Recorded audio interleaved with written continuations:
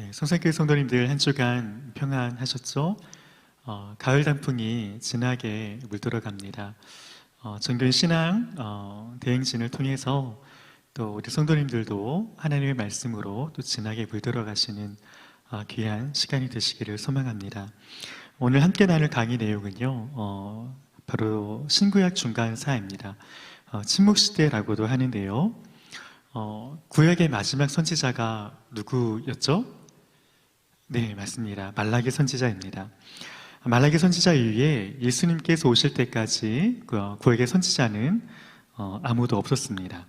이 기간이 약 400년 정도 되는데요.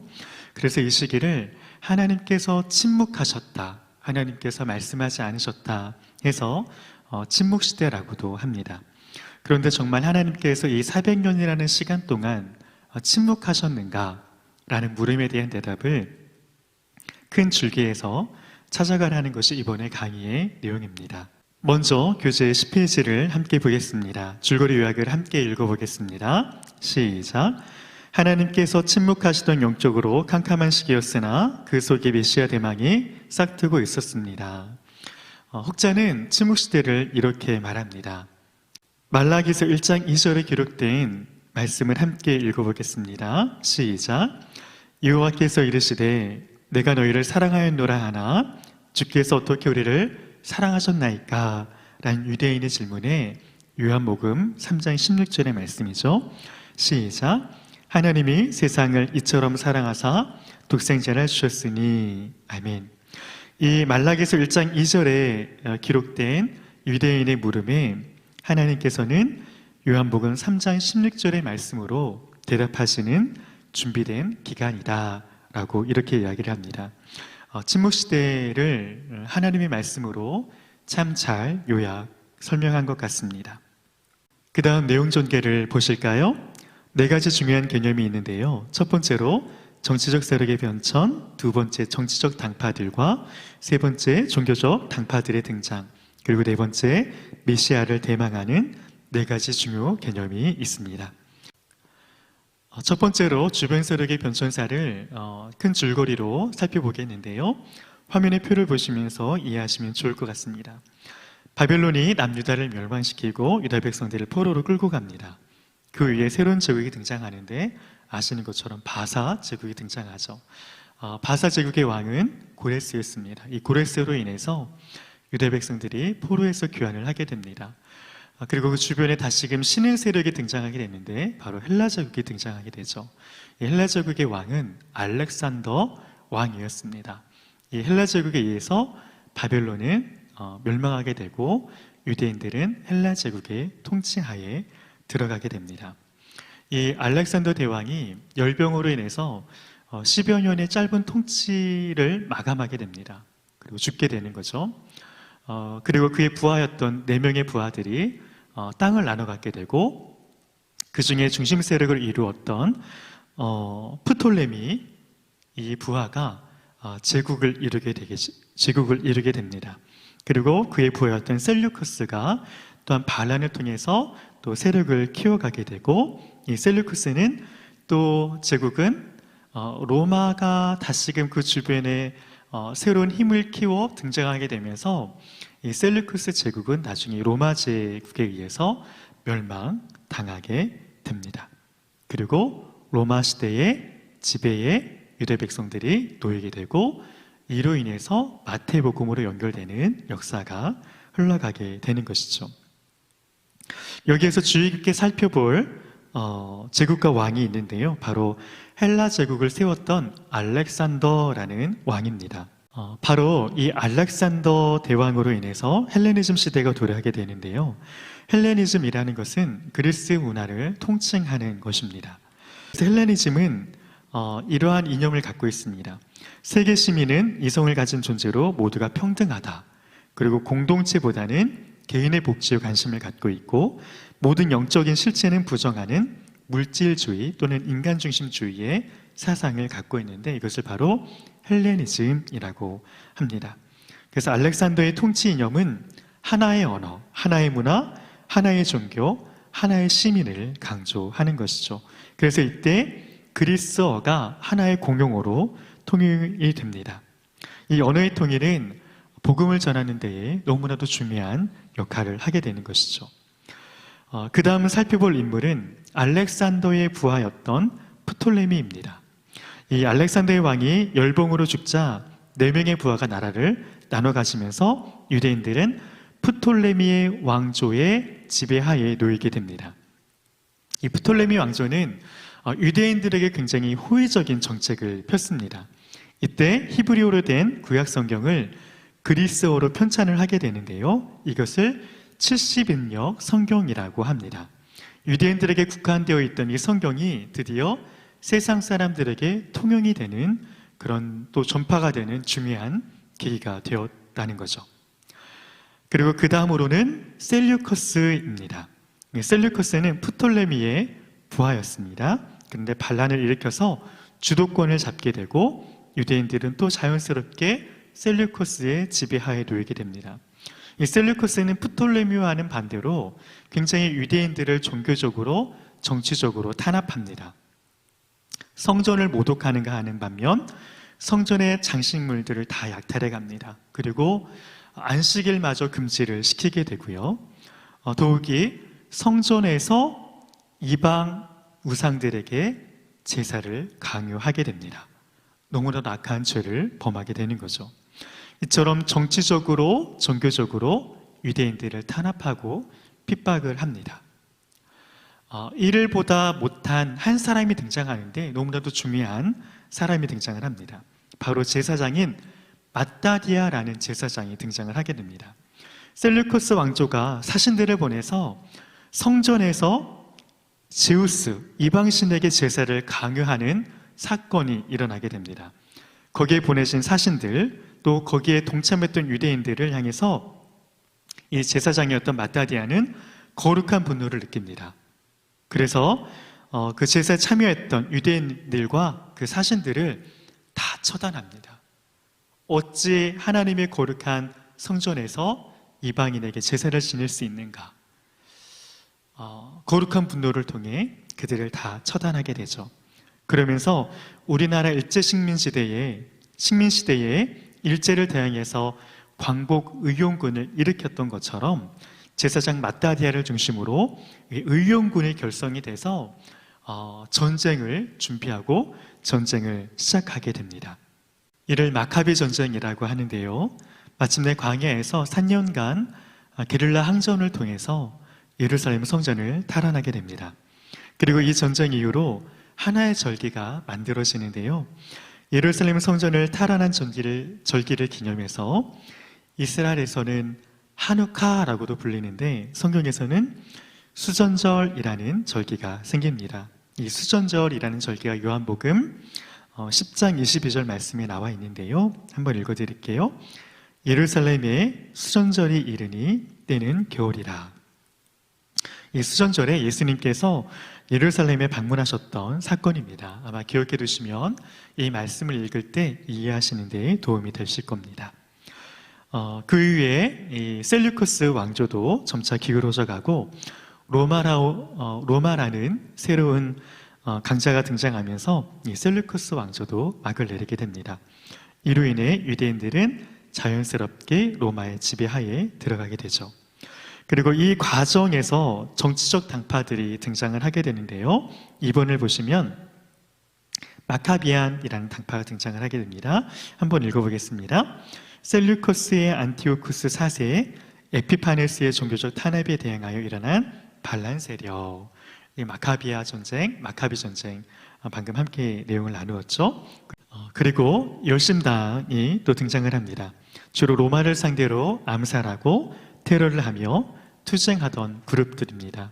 우리나라 일제 식민시대의 광복 의용군과도 같은 역할을 했던 거죠. 세 번째, 로마 시대에 등장한 헤롯당입니다.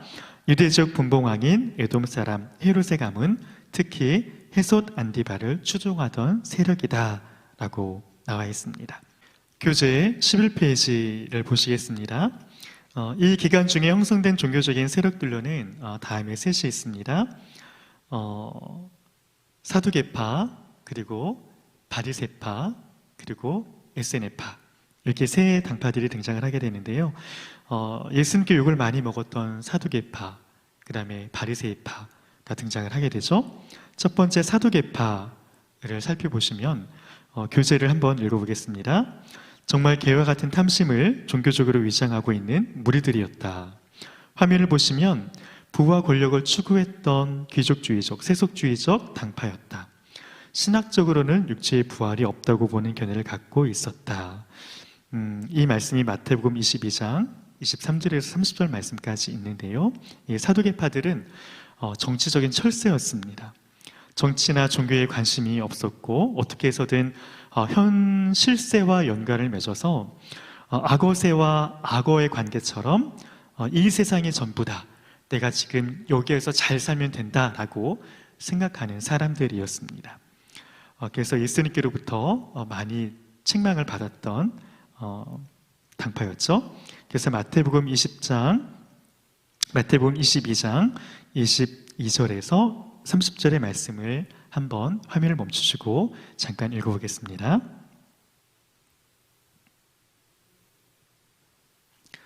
네, 다 읽어보셨죠? 두 번째, 바리새파입니다.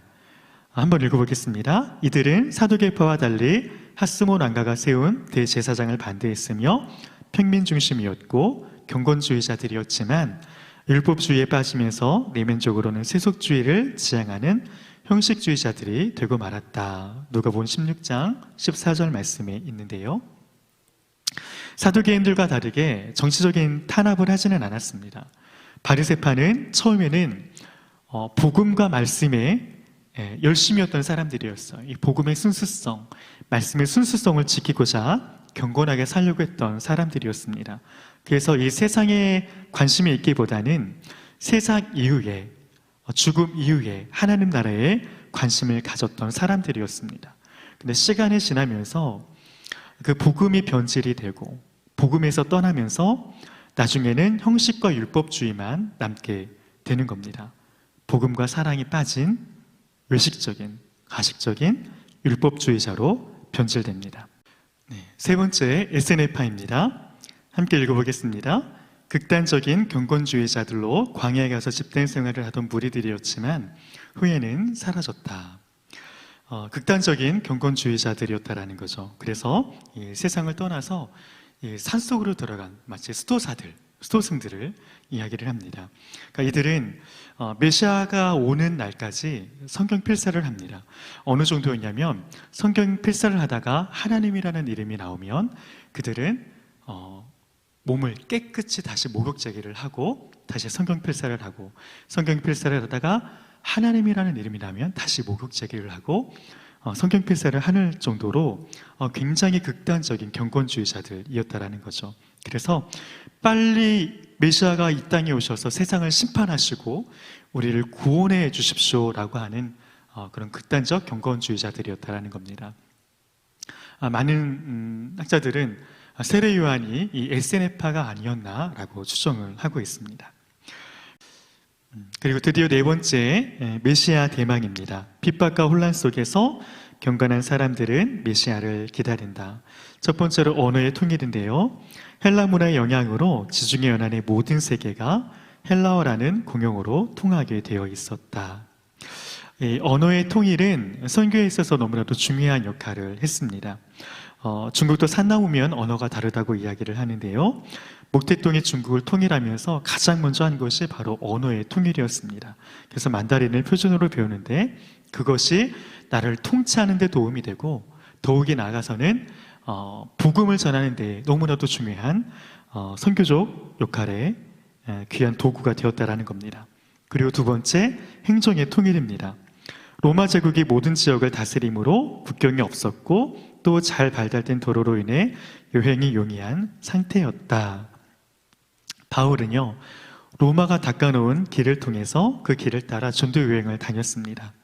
그래서 그 길을 통해서 복음을 더 빠르게 전할 수 있었다라는 거죠. 요즘은 KTX라는 참 좋은 교통수단이 있고 비행기라는 참 좋은 교통수단이 있습니다. 그래서 서울에서 부산까지 하루에 몇 번이고 왕복을 할 수 있는 그런 좋은 교통이 잘 발달되었죠.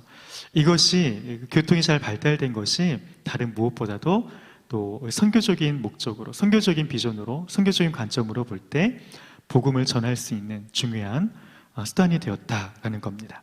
세 번째, 영적인 준비입니다. 함께 읽어보겠습니다. 시작. 유대인들이 심한 핍박과 정치적 모멸을 당하면서 메시아를 기다리는 마음으로 폭발할 정도가 되었다. 또 이 마음을 가진 유대인들이 각 나라로 흩어져 살면서 이 소식을 전하는 교두부 역할을 할 수 있게 되었다라는 겁니다.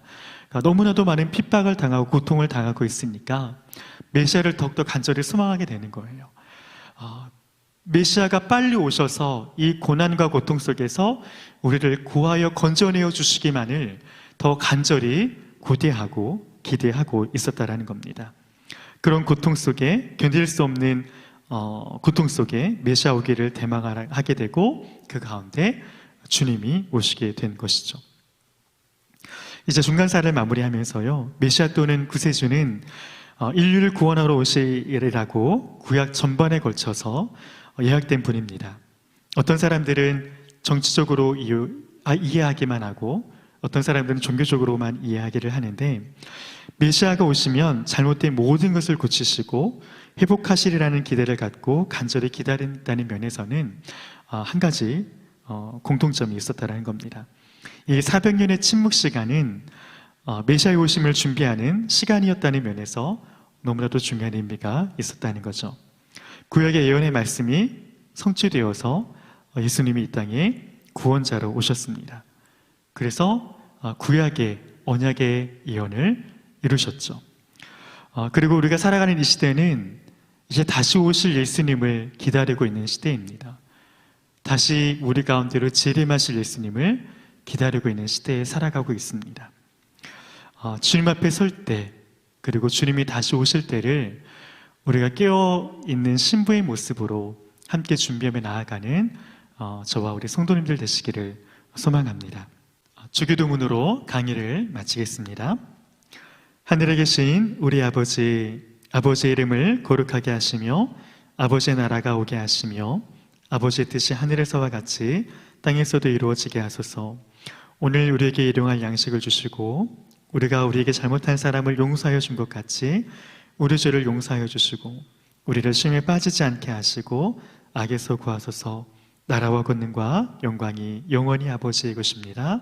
아멘.